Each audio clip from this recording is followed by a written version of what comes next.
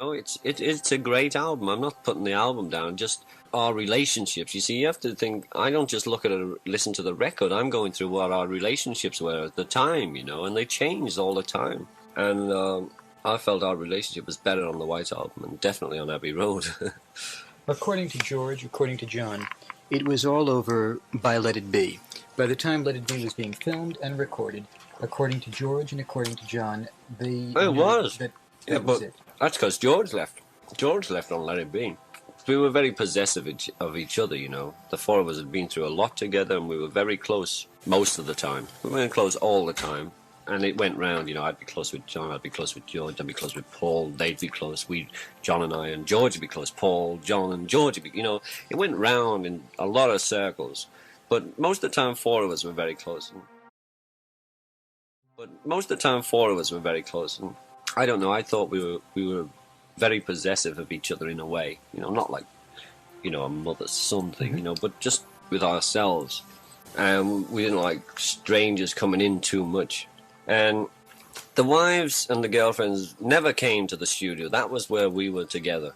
And I think that's why we worked so well, because there was just the four of us, and there was no outside influence, unless we brought it in, like, someone to come down and play on it, or Mick had flash past for an hour or so because he had nothing to do or whatever, those things. But basically it was just the four of us recording, and it was intense, and dramatic, and we were trying to get the record done the best we could. We'd do one track for a week, it takes a week to do one track, just the backing track sometimes. So we all got a bit weird. I was wondering what was happening one day. So I was saying to John, what is going on here? You're always together all the time. It's freaking me out a bit. What's happening? And he told me what they were trying to do. It's nothing to do with you, the listening public. But he told me what they were doing. So then I was fine after that. I thought, oh, well, okay. I mean, that's how he wants to do it. That's fine with me. And then I sort of relaxed a lot around Yoko. I think she's hysterical. I played on an album with her. I think that's one of them. Also, I think the other one is that George was getting a lot of independence for himself in those days. He was writing more. He wanted things to go his way. Where when we first started, they basically went John and Paul's way, because they were the writers. And they'd say, this is the song. I would play as creatively as I could, and they would say, can you do this? But sometimes I'd have three people telling me how to do it. And I'd play it the only way I could, and it seemed to work, because there were three frustrated drummers I used to have in my band, or in the band. Because they all wanted to play drums, and I couldn't play guitar, so it didn't matter. And I think that really helped me play in a way, because they all... And I kept screaming, there's two drummers, they're saying, play this, like on that track, I'm saying, for Christ's sake, there's two drums there. They could never hear that, they just hear some drum thing going on.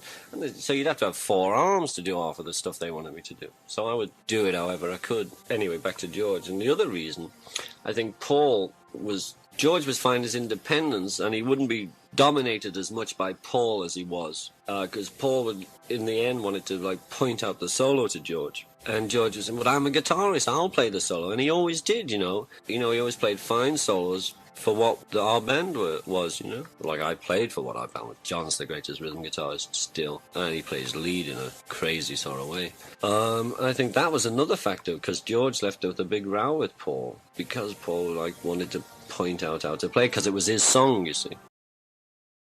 I mean, he had sort of a right, but no right at all to do that, to say, I wrote the song. It got a bit like, I wrote the song, I want it this way. Where before it was, I want the song, give me what you can give me, which that's how it was earlier on. So, and also, well, we were all married by then, family, and everyone wanted to do different things, and I wanted to be in movies and stuff. And, as I said, with George writing a lot, so how many songs is he going to get? And then I started writing. I used to have one song, then I wrote two. I would have liked two on, but it would have been a battle, to get two of mine on. Then because it doesn't matter what I've written today, I still haven't topped Lennon and McCartney. They wrote some fine, fine songs. Not just because I was in the band and I was with them. They have written some incredible things, We've been together so long, living our own lives, I couldn't put my finger on one thing why we broke up. It was time, and we were spreading out, Well, they were spreading out more than I was. I would have stayed with the band.